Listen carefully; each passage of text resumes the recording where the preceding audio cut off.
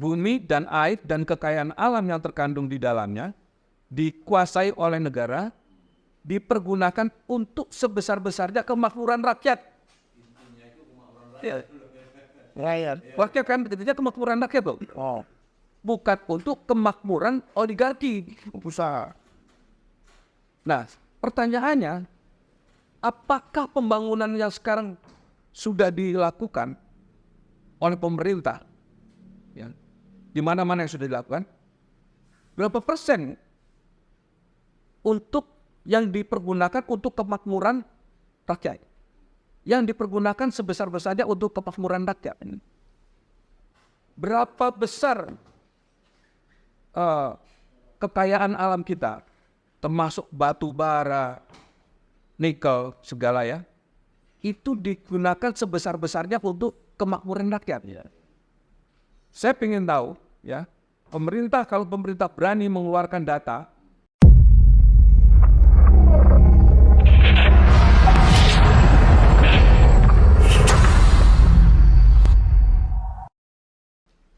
kalau kita bicara soal kepastian hukum, dalam hal ini adalah hak kepemilikan ya. Kalau kita bicara soal Kepulauan Rempang ini ya, tentu harus kita melihat produk hukum itu sendiri.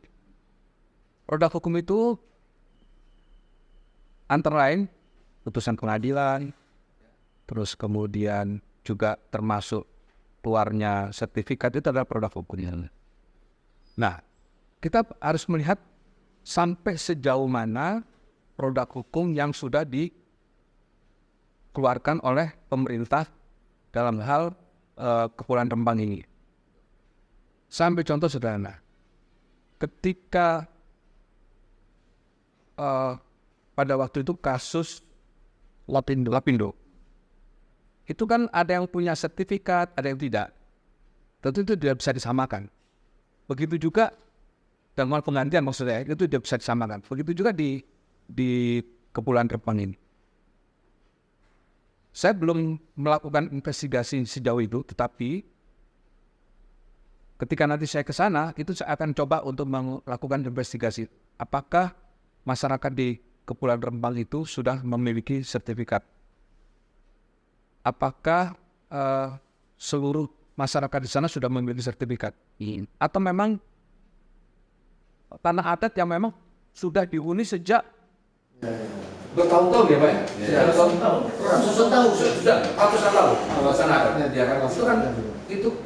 Itu tanah adat juga produk hukum, bukan tidak produk hukum ya. Tanah adat pun juga produk hukum itu. Nah kemudian kalau kita lihat, kita bicara soal kepastian hukum, semua yang ada sekarang ini meminta kepastian hukum. Siapapun juga meminta kepastian hukum. Karena dengan adanya kepastian hukum, maka sesuatu akan berjalan tentunya sesuai dengan aturan-aturan atau peraturan-peraturan hukum itu sendiri. Kemudian kalau kita melihat kalau kita berbicara mengenai investasi dan kita melihat kondisi yang sekarang terjadi, ini kan merupakan aset negara. Apa yang ada di bumi Indonesia ini adalah aset negara. Nah, kalau aset negara ini sekarang diserahkan atau dijual, apapun namanya, dengan berkedok investasi, ini kan sudah nggak benar. Sekarang kan saya lihat seperti itu, ini sepertinya kok investasi ini hanya dijadikan kedok aja gitu. Tidak memikirkan lagi kepentingan-kepentingan rakyat, tidak lagi memikirkan kepentingan-kepentingan bangsa dan negara. Kita lihat kasus-kasus banyak ya mengenai penggusuran, pengosongan lahan. Bukan hanya ini, bukan hanya kasus Rempang aja, tapi banyak yang bisa kita lihat beberapa kali kejadian. Kita kembali kepada coba kita lihat pada Undang-Undang Dasar 1945, pasal 33. Coba saya bacakan ya. Ayat 3, pasal 33 ayat 3. Ini dan air. Bumi dan air dan kekayaan alam yang terkandung di dalamnya dikuasai oleh negara, dipergunakan untuk sebesar-besarnya kemakmuran rakyat. Rakyat kan intinya kemakmuran rakyat loh. Bukan untuk kemakmuran oligarki. Usaha. Nah, pertanyaannya, apakah pembangunan yang sekarang sudah dilakukan oleh pemerintah, ya, di mana-mana yang sudah dilakukan, berapa persen untuk yang dipergunakan untuk kemakmuran rakyat, yang dipergunakan sebesar-besarnya untuk kemakmuran rakyat?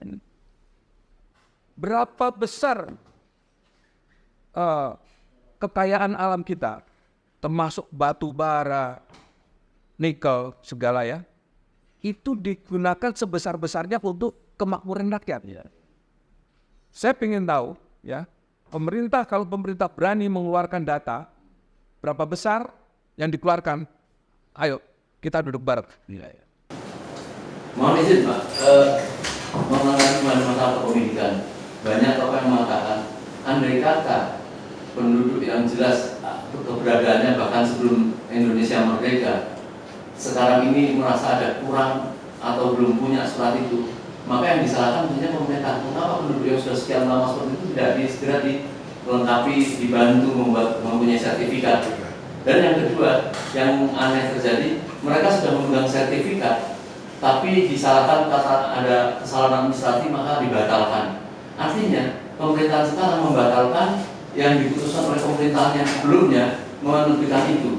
Mungkin bisa dijelaskan. Ya, mengenai pembatalan memang diatur ya. Mengenai pembatalan itu diatur. Tetapi ketika ada kesalahan secara administrasi. Tapi kesalahan secara administrasi itu bukan dicari-cari loh. Tapi harus ada proses hukum loh yang berjalan dulu.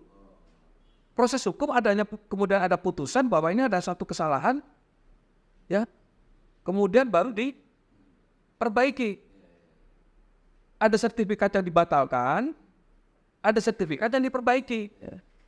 Ketika terjadi kesalahan administrasi, pemerintah tidak bisa melakukan sewenang-wenang pembatalan itu dengan dalil bahwa pemerintah dulu, pejabat terdahulu melakukan kesalahan. Ini semua harus dibuktikan dalam proses hukum. Tidak bisa ditentukan seenaknya aja gitu. Nah, sekarang yang kita tahu, kenapa seperti pertanyaan tadi, mestinya pemerintah harusnya sudah melakukan katakanlah terhadap masyarakat, memberikan advokasi bahwa kepemilikan tanah ini harus segera dibuatkan surat. Harus berizin. Mestinya kan begitu. Apalah nanti kepentingannya daripada negara, baik itu merupakan tanah adat atau bukan. Tetapi kan itu bisa dilakukan oleh pemerintahan dengan mengadvokasi tadi. Ini ada tanah adat, kemudian harus bagaimana, ini kan bisa dibicarakan. Tidak bisa didiamkan, tahu-tahu main gusur aja. Mana boleh begitu? Ya kan? Terus kemudian di BPN, kalau memang katakanlah masyarakat ya, orang per orang mengurus gitu, memang nggak sulit. Sulit Pak. Ngurus di BPN itu bukannya mudah. Katakanlah dia mau mengurus sertifikat, tanah saya yang saya miliki, saya mau sertifikatkan, itu nggak mudah. Sulit, saya mengalami itu.